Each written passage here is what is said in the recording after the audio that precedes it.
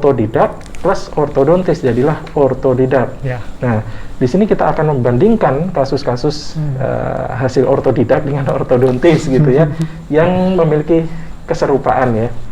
Jadi kasusnya serupa, tapi nasibnya berbeda.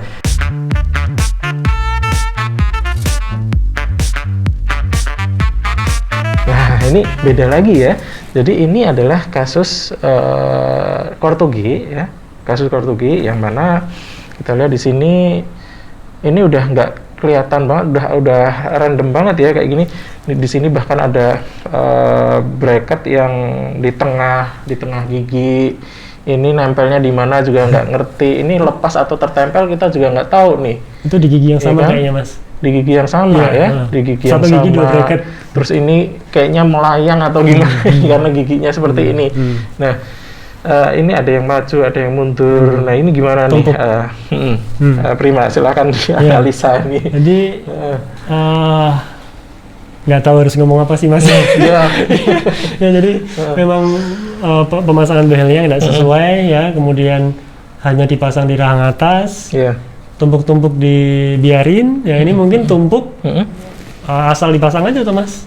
Jadi bracketnya itu nggak ada aturannya lah ini. Iya, ini ya. jadi ngumpul jadi satu dan kayak random banget gitu loh. Ya, kasihan banget nih kayak gini ya.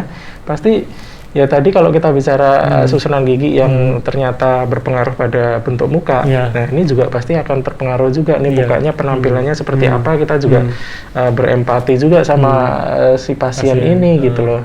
Ini gigitan terbalik juga Mas. Ini gigitan terbalik juga ya, karena yang atas dia masuk ya daripada yang bawah. Dan bertumpuk. Oke. Nah, gimana nih Prima, ada kasus yang mirip dengan ini nggak? Ada, ya mirip-mirip lah Mas. Cuman bedanya itu tadi, kalau ini kita nggak tahu kondisi awalnya memang seperti ini, atau seperti ini karena ditarik alat yang tidak semestinya, ya. Oke. Nah, ini Mas. Oh, ini juga ini ya, apa? Terbalik. Terbalik. Gigitan terbalik dan bertumpuk berat. Bertumpuk berat ya. Kalau ini kondisi awal Mas, artinya crossbite karena memang kondisi pasien awalnya seperti ini. Oh, awalnya ini ya, awal sebelum dirawat. Sebelum dirawat. Nah, ini gigitan terbalik, kemudian ada gigi gingsul dan bertumpuk. Nah, ini kalau orang Jawa bilangnya nyakil. Nyakil, oke. Nyameh. Nyadi gitu. Nyadi ya. Nah, sama ya, kita harus ini di ronsen juga ya, karena wajib ya. Ronsen nggak bisa ditawar dan ini berfungsi untuk analisis ya. Oke, nah ini kondisi awal ya, kemudian progres, dokumentasi progres, ini kondisi akhirnya Mas. Luar biasa ya, kelihatan banget ya, drastis banget nih perubahannya dari yang seperti ini, akhirnya, nah ini ganteng juga ya, lebih ganteng ya, senyumnya lebih ideal. Nah ini butuh waktu berapa lama kayak gini? Ini rada lama, kurang lebih 3 tahun. 3 tahun, jadi lebih lama dari yang pertama tadi karena tingkat kasusnya berat ringannya juga lebih berat ini kayak gitu ya, jadi butuh waktu yang lebih lama. Oke. Ya jadi kondisi awal gigitan terbalik terkoreksi, ya kemudian gingsul juga terkoreksi, gigi bertumpuk terkoreksi. Nah dan secara profil muka atau penampilan muka juga ada perbaikan lah sebenarnya begitu. Oke. Jadi intinya nih yang seperti ini untuk menjadi seperti ini lagi-lagi karena ada rencana perawatan. Rencana perawatan itu dirumuskan karena awalnya ada pemeriksaan dan analisis, kemudian pengukuran yang goalnya seperti ini, dan ini kita udah istilahnya udah punya visi nih. Bahwa yang seperti ini nanti hasilnya akan seperti ini dengan cara perawatannya seperti apa, perhitungannya nanti harus bergeser seberapa, maju seberapa. Ini ada pencabutan nggak sih? Ini ada pencabutan. Ada pencabutan. Ya? Dan ini sebenarnya ada faktor penyulitnya Mas. Apa tuh? Faktor penyulitnya adalah pasien sebelum perawatan itu sudah ada gigi permanen yang dicabut. Yang mana? Nah, giginya sudah ada komplit. Jadi ini ada gigi seri. Gigi serinya ada satu kanan atas. Jadi giginya memang sudah nggak nggak lengkap lah. Iya, berarti ini ada di sini. Ini harusnya ada satu lagi. Udah nggak ada. Itu sebelum perawatan memang sudah nggak ada. Jadi itu menjadi faktor penyulit juga, Mas. Penyulit ya. Tapi memang ini alhamdulillah pasiennya kooperatif. Ya, jadi ini salah satu pasien yang sangat berkesan, Mas, karena memang kondisi kasusnya yang relatif berat, tapi pasien semangatnya besar, kooperatif ya, rencana perawatannya dipatuhi, dan di akhir-akhir perawatan ini karena pasien itu sudah lulus kuliah, Mas, harus bolak-balik dari Jawa Barat, Mas. Dari Jawa Barat ke Jogja? Ya. Luar biasa. Jadi pasien kuliah di Jogja, akhir semester akhir lah, mulai perawatan, kemudian sudah lulus, bekerja di Jogja.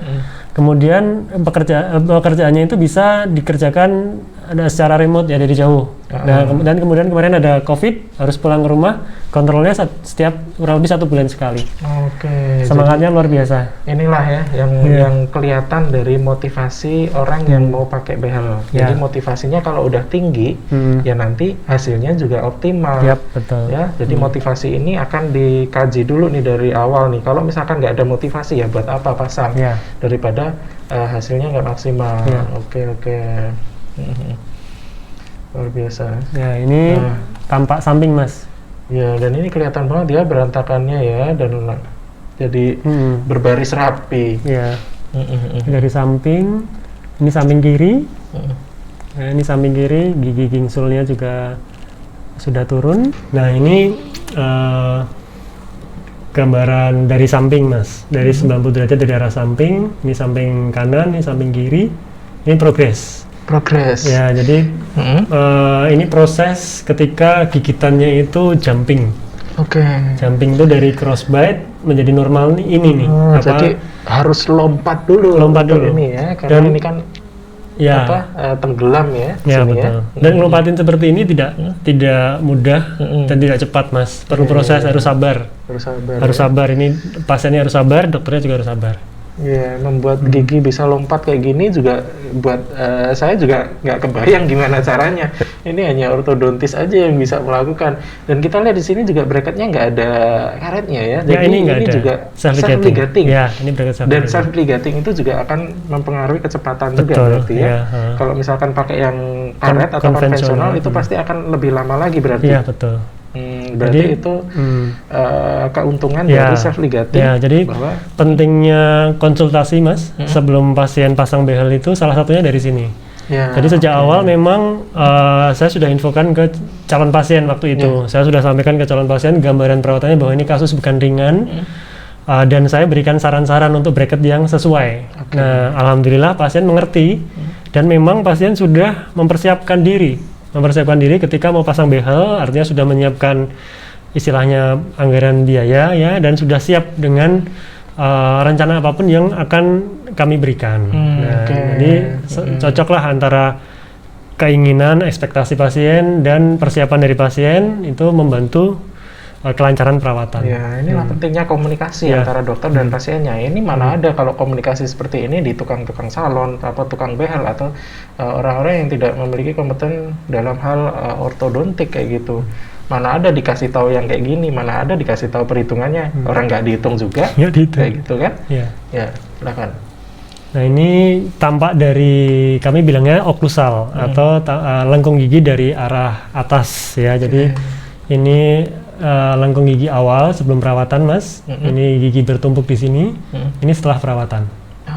Ya, jadi drastis banget. Ya, ini yang bawah sebelum perawatan bertumpuk. Ini setelah perawatan. Nah, ini lengkung yang idealnya seperti ini nih, yang tadinya maju mundur kayak gini ya. Kan langsung kelihatan banget ya. Ini nyambung ke tadi pertanyaan Mas Rifki. Ada gigi yang dicabut nggak? Oh iya. Ada, Mas. Kalau kita cermati, ini contoh nih rang bawah ya. Ini ada 2 geraham kecil yang dicabut. Ya, jadi ini di belakang taring. Jadi yang saya tunjuk ini dicabut, ini juga dicabut. Nah, setelah akhir perawatan, ruang pencabutan itu sudah rapat, Mas. Artinya nggak ada sisa ruang yang tadinya buat pencabutan itu ya. Jadi buat teman-teman ini juga sering nanya juga, kalau dicabut nanti bekas pencabutannya seperti apa, kayak gitu. Ternyata bisa rapat juga. Bisa rapat kalau ada perhitungannya. Betul, terencana. Terencana. Jadi benar-benar kita bakal tahu nanti goalnya seperti apa, kayak gitu ya. Goalnya seperti ini ya tercapai juga akhirnya kan. Itu karena perhitungan, analisis, diagnosis, kemudian rencana perawatan yang sangat ketat harus diikuti ya. Okay. Nah ini yang atas Mas, yang tadi sempat saya bilang ada gigi seri yang tidak ada. Oh iya. Ya, jadi untuk yang sisi sebelah sini ini komplit ya, ini taring, ini ada yang dicabut satu juga. Jadi di sini gram kecilnya dicabut satu, ini juga rapat. Nah yang di sini gigi serinya tidak ada satu, ini taring langsung. Oh gitu. Ya, kompleks banget ternyata kalau kita kaji satu persatu. Nah ini perubahan profil. Ya, jadi profil muka ini erat kaitannya dengan pemeriksaan cefalometri tadi Mas. Analisis cefalometri ya. Ronsen tadi yang dari samping tadi ya. Itu fungsinya untuk ini. Jadi ronsen cefalometri awal itu sebenarnya adalah gambaran ronsen dari pasien sebelum perawatan yang ini. Ya ini yang apa, kondisi tanpa senyum ya. Ini yang kondisi senyum. Nah kalau ronsen cefalometri itu yang ini, bukan yang ini, tapi yang kondisi tertutup. Nah di sini istilahnya sudutnya ya Mas, yang dilihat sudut dan profilnya cekung ya. Nah ini setelah perawatan hasil akhirnya seperti ini. Ada perubahan yang ke arah lebih baik. Dan sedikit Mas saya tambahin ya Mas. Jadi sebenarnya kondisi gigi yang bercakil berat itu pilihan perawatan nomor 1 itu secara bedah Mas sebenarnya. Bedah. Apanya tuh yang dibedah? Rahangnya Mas. Rahangnya? Tulangnya dipotong. Tulangnya dipotong? Ya. Tulang sebelah mana? Ya jadi kalau hasil pemeriksaan itu menunjukkan bahwa tulang rahang atas itu normal, ya anggap saja normal ya Mas. Kemudian tulang rahang bawahnya itu yang berlebih, yang dipotong itu yang bawah. Artinya dipotong, dimundurkan, disambung lagi. Itu istilahnya orthognathic surgery Mas, bedah tulang rahang. Nah itu kalau yang bawahnya yang tidak normal. Tapi misalkan ada pasien lain yang nggak normal itu karena atasnya kurang maju, bawahnya normal, itu yang dibedah atasnya Mas, dimajukan. Bisa ya. Bisa. Gitu ya. Nah itu adalah pilihan perawatan nomor 1. Apakah itu ada kerjasama dengan bedah mulut? Itu interdisipliner dengan bedah mulut Mas. Dan itu biasanya dikerjakan di rumah sakit karena harus bedah mayor. Berarti advance ya. Ya. Tapi memang sejauh ini masih jarang yang bersedia, sehingga perawatan ini adalah perawatan kamuflase Mas istilahnya. Kamuflase itu tulangnya yang tidak sesuai itu tidak kita intervensi, tidak kita bedah, ya kita biarkan apa adanya. Yang kita susun adalah giginya. Ya, jadi kamuflase istilahnya Mas. Berarti bukan tulangnya, bukan tulangnya. Kalaupun ada perubahan tulang itu karena pergerakan dari gigi. Nah kalau artis-artis Korea itu, apakah dia juga dikerjakan apa sampai tulangnya juga di ini kayak gitu Mas. Karena jadi makin tirus, kemudian juga profilnya juga makin bagus. Itu mungkin di sana lebih kebutuhannya lebih banyak lagi daripada di Indonesia.